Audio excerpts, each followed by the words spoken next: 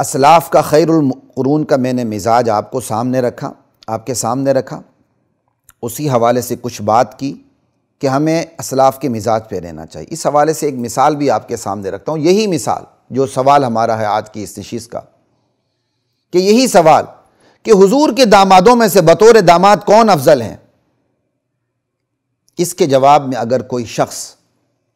پوری نیک نیتی کے ساتھ، ہم کہنے والے کی نیت پر حملہ نہیں کر رہے، کوئی شخص پوری نیک نیتی کے ساتھ یہ کہے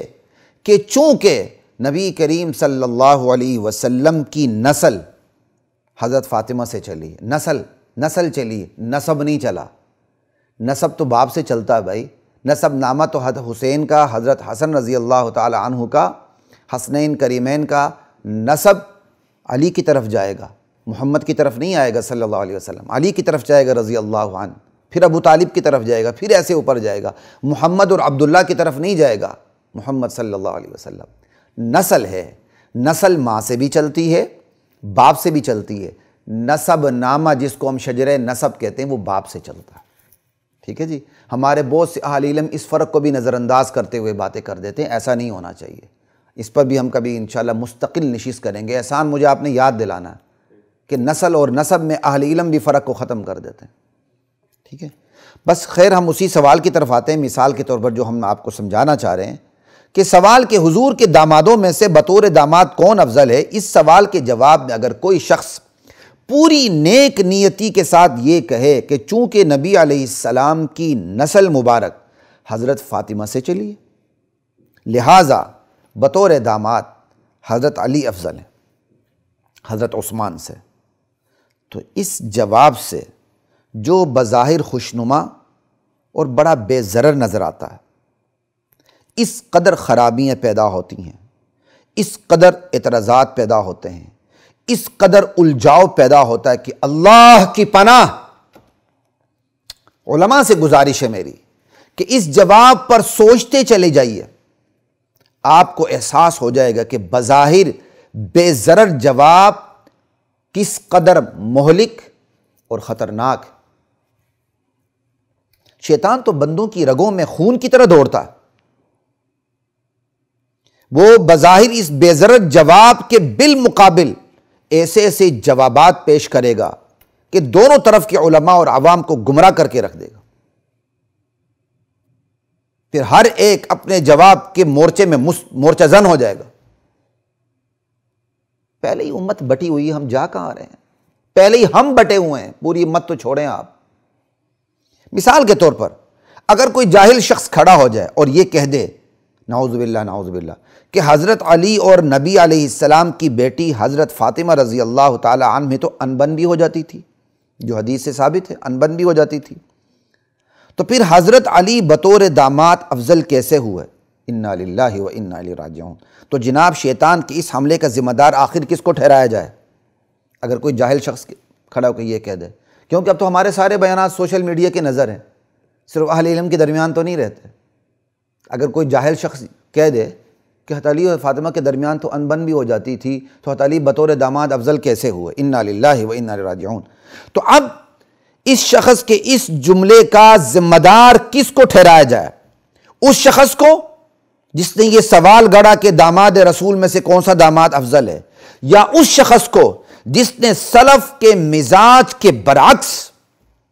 حضرت عثمان کی حضرت علی پر جو علی الاطلاق فضیلت ہے، مطلق فضیلت ہے، المطلق یجری علی اطلاقی، ٹھیک ہے، مطلق فضیلت کو نظر انداز کرتے ہوئے، ایک طرف رکھتے ہوئے یا بھولتے ہوئے بطور داماد حضرت علی کو حضرت عثمان سے افضل قرار دے دیا۔ کس کو ہم ذمہ دار ٹھہرائیں؟ اس شخص کو جس نے یہ سوال گڑا کہ دامادوں میں سے کون سے داماد افضل ہیں رسول کے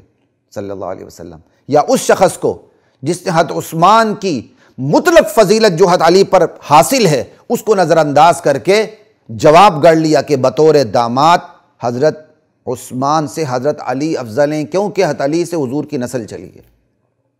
ہم کس کو ذمہ دار قرار دیں؟ انا للہ و انا الیہ راجعون۔ یہ تو صرف میں آپ کو نمونہ پیش کر رہا ہوں کہ بظاہر خوشنما بے ضرر جواب کے کتنے مہلک نتائج سامنے آ جاتے ہیں عوام کل انعام میں، بلکہ علماء میں بھی۔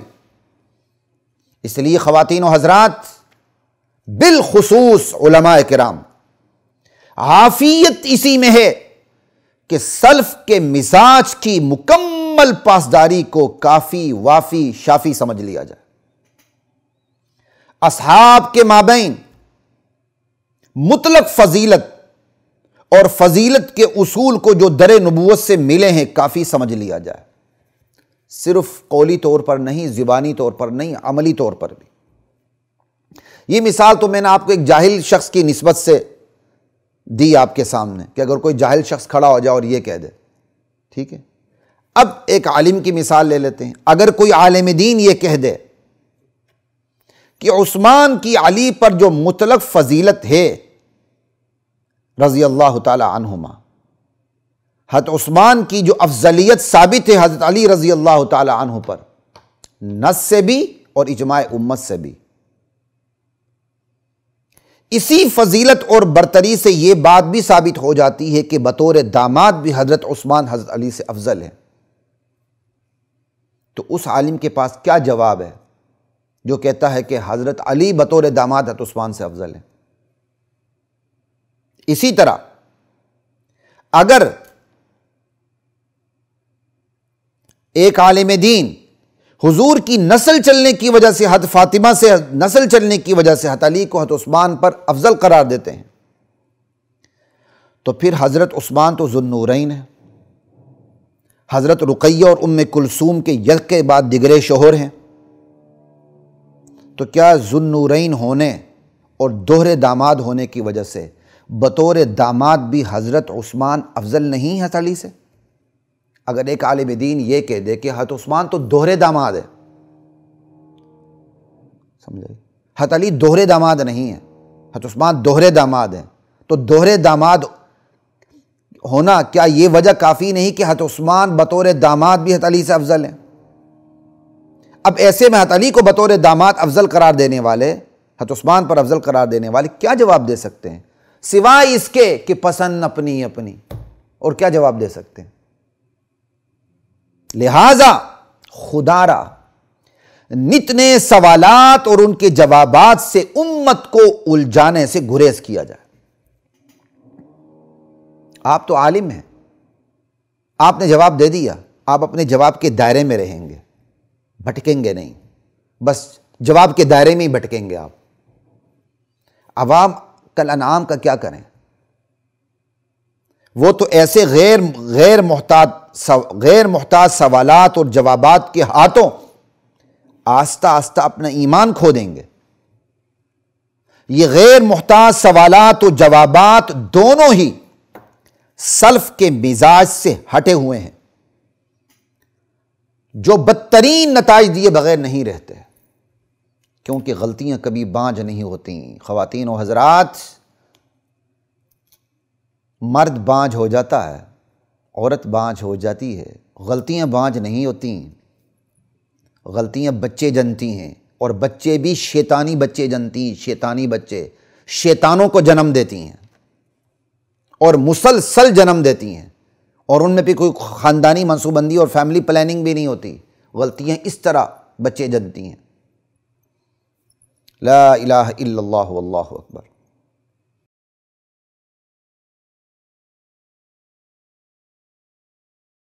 وَلَقَدْ